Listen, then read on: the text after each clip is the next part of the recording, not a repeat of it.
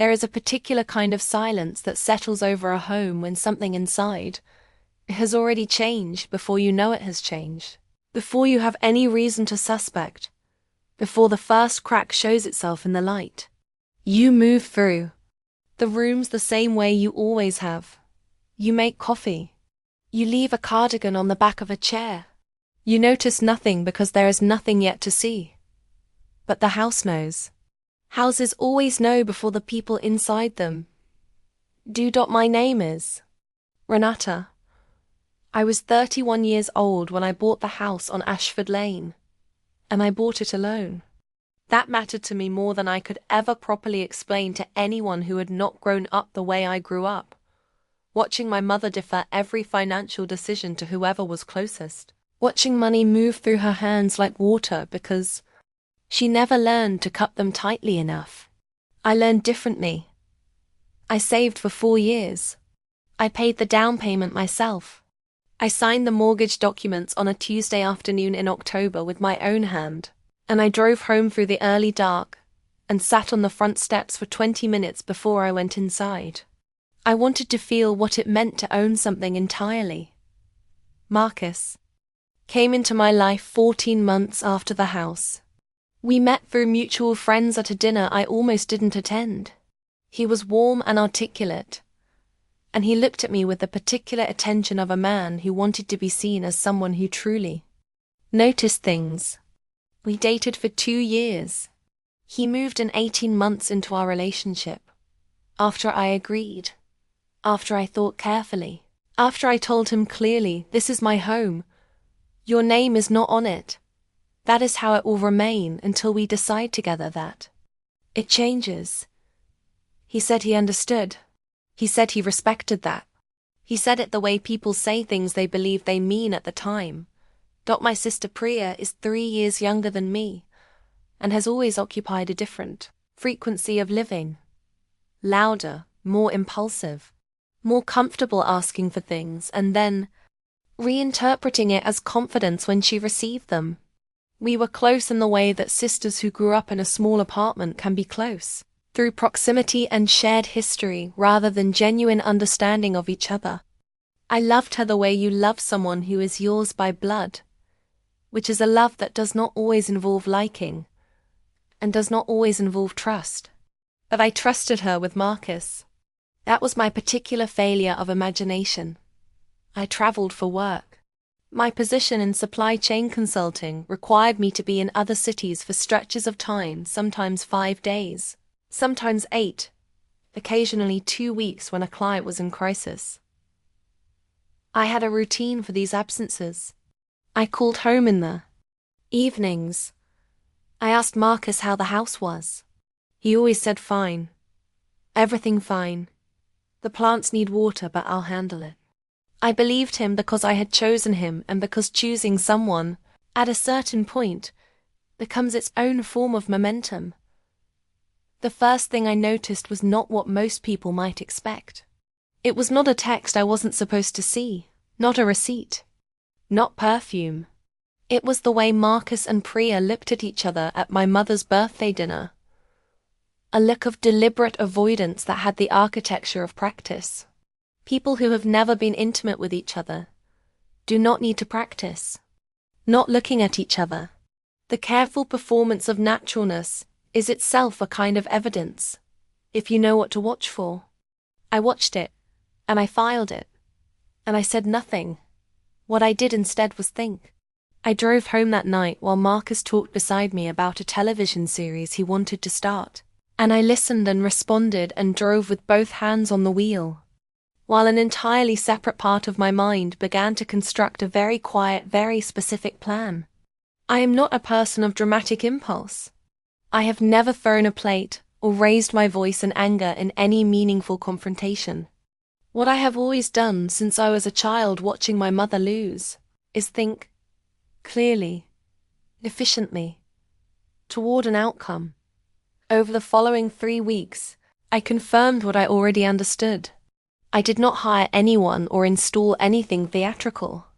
I simply paid attention with the full weight of my intelligence. A sister who suddenly became unavailable on the same evenings I was traveling. A fiancé who mentioned Priya 3 times in 1 week in the careful way of someone inserting a name to demonstrate they have nothing to hide. The slight rearrangement of items in my bedroom that I recognized, because I am someone who notices where things are. Small things. Sufficient things. I confided in one person only. My attorney, Diane, whom I had retained for the house purchase, and kept on a small annual retainer for professional advice. I sat in her office on a Wednesday morning, and I told her what I believed was happening and what I owned, and what I intended to do. Diane listened without interruption. She asked 2 questions.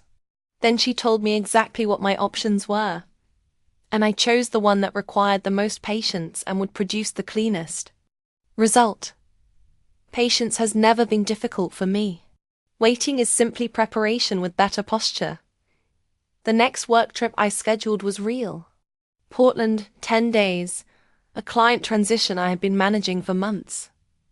I told Marcus the dates. I watched him receive the information. I told Priya in a separate conversation that I would be gone, keeping it casual, keeping it brief. Then I arranged with a colleague to cover my presence remotely for the final 3 days.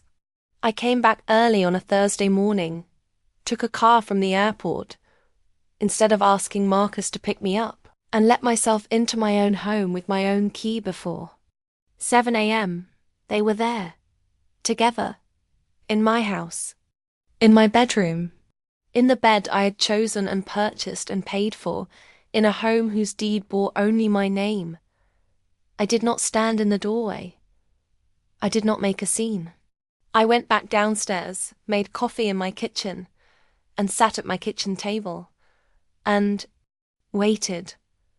When Marcus came downstairs 40 minutes later in the particular state of someone who has just heard an unexpected sound, and is still composing their face, he found me sitting there with my hands around a mug.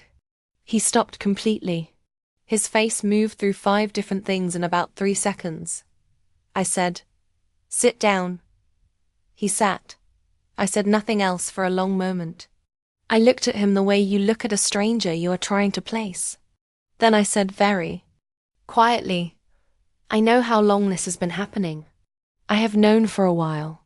I want you to understand that clearly before we say anything else." Priya came downstairs 11 minutes later. When she saw me, she stopped on the 3rd step from the bottom and held the railing. I looked at her and I felt the precise weight of every year we had shared the apartment. Our mother's worry, the particular texture of growing up without enough, and I felt it pass through me like something being placed down after a long carry. I told them both to listen carefully. I told them I was not going to argue. I told them I was not going to cry, not in front of them. I told them they had 72 hours to remove their belongings from my home. Marcus started to speak. He began with my name the way people begin with names when they are about to negotiate. I stopped him. I said, "This is not a conversation. This is a notification." He said the mortgage, as if it were a card he was playing. He said they had been living here together, as if shared habitation conferred some form of ownership. As if love, even love that had collapsed, created legal entanglement. I put a folder on the table. Diane had prepared it. It contained the original deed, registered solely in my name. The mortgage, solely in my name. The purchase agreement, solely in my name. No cohabitation agreement had ever been signed. No financial contribution from Marcus toward the mortgage, the down payment, or the property taxes had ever been made. He paid a portion of utilities by informal arrangement, with no documentation creating tenancy rights. Under the laws of our state, his residential status was that of a licensee, a person permitted to be present at the owner's discretion, whose permission could be withdrawn without formal eviction process, requiring only reasonable notice. 72 hours was reasonable. Notice. It was more than reasonable. Marcus's face shifted from negotiation to something colder.